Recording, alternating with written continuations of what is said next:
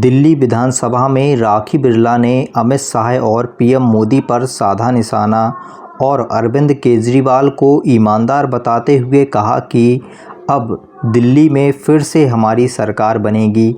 आइए राखी बिरला की viral speech को देखते हैं। देश के संविधान की आस्था पर और संवैधानिक संस्थाओं पर निरंतर चोट कर कुछ संकीर्ण मानसिकता के लोग, कुछ छोटी सोच के लोग बार बार इस बात का परिचय दे रहे हैं कि उनको सिर्फ और सिर्फ एक बात समझ आती है, एक शब्द समझ आता है, वो है तानाशाही।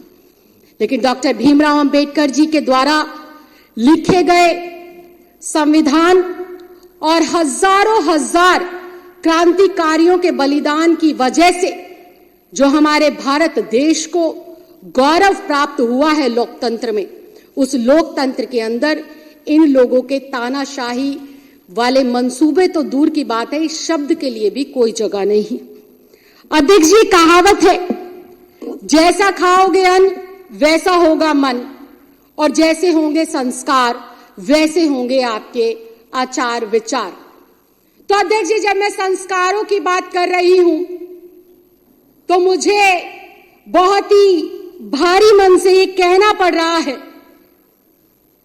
कि जिस पार्टी की सरकार आज देश के केंद्र में है और देश के 22 राज्यों में है, उस पार्टी का जन्म ही दंगों से, लोगों को डरा धमकाकर वोट लेने से ही हुआ है।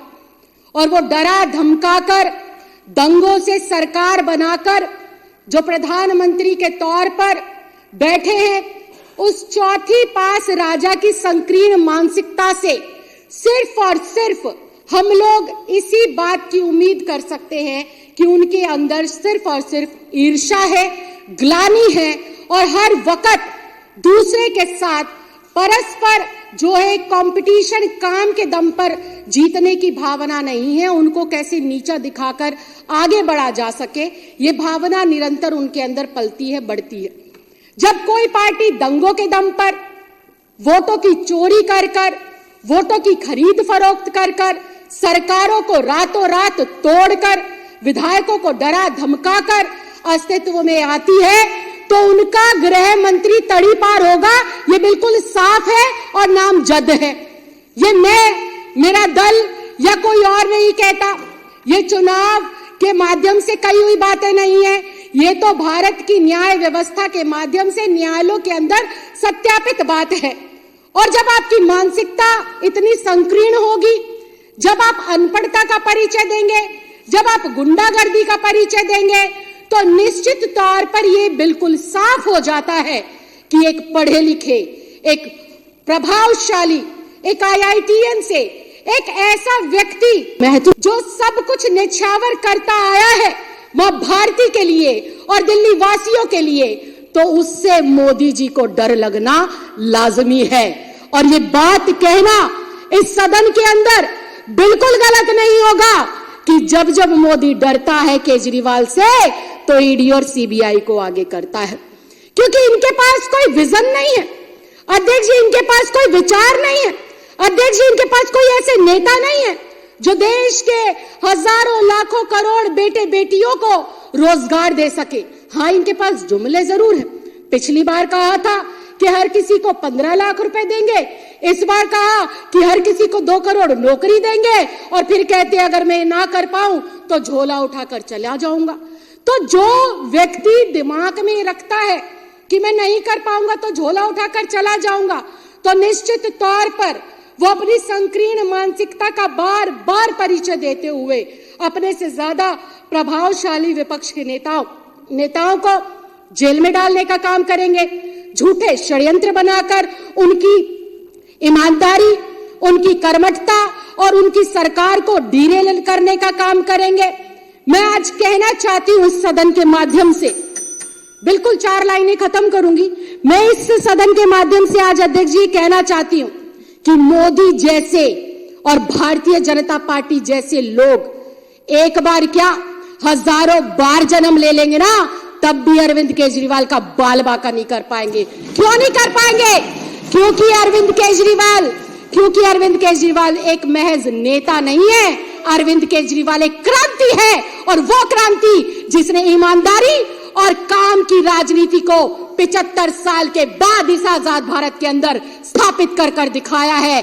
अरविंद केजरीवाल आज आजाद भारत में पहला ऐसा नेता है जो कहता है अगर मैंने काम किया है तो मुझे वोट करना, अगर मैं ईमानदार हूं तो मुझे वोट करना। मैं चैलेंज करती हूं विपक्ष के साथियों को, एक बार मोदी जी से कहलवा दो कि अगर मैंने काम करा है तो मुझे वोट कर दो। भाई साहब, जमानत जब्त ना करा देना है देश की जनता, ढूंढते रह जाओगे वोटों को। तो अध्यक्ष जी, अरविंद केजरीवाल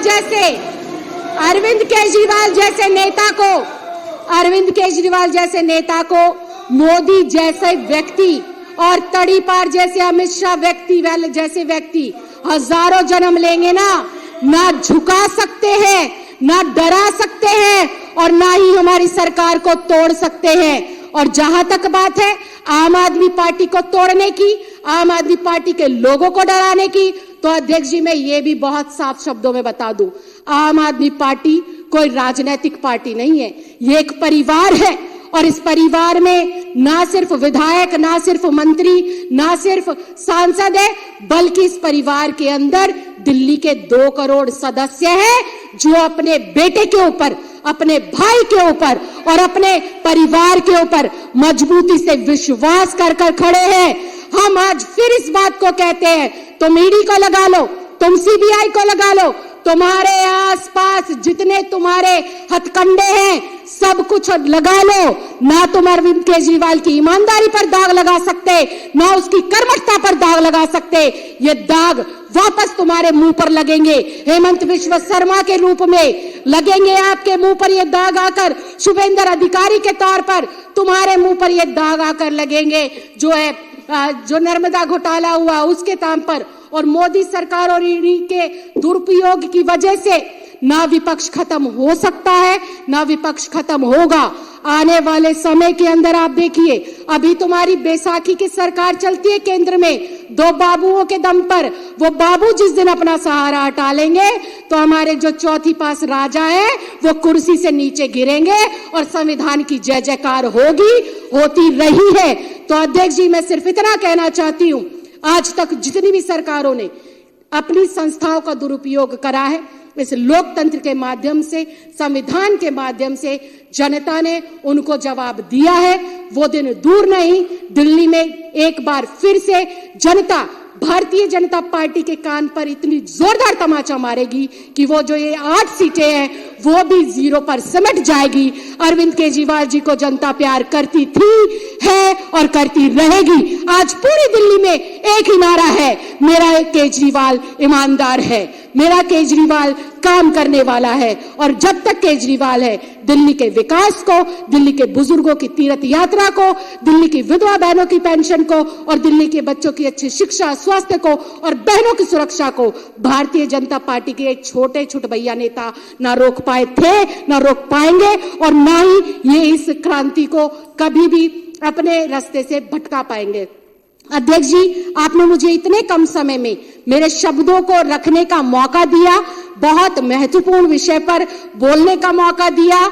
मैं चाहती हूं कि इस विषय को आज से और अभी से हम लोग इतनी गहराई से जन जन में पहुंचाएं कि वोट लेने के लिए किस प्रकार से कामचोर लोग एक काम करने वाले नेता की छवि को धूमिल करने का असफल प्रयास करते हैं। ये इस प्रयास में भी असफल रहे और चुनाव में भी 100% असफल रहेंगे। 70 की 70 सीटें केजरीवाल को, अपने बेटे को, अपने भाई को दिल्ली की जनता देकर रहेगी। बहुत बहुत धन्यवाद, बहुत बहुत आभार। जय हिंद, जय भारत।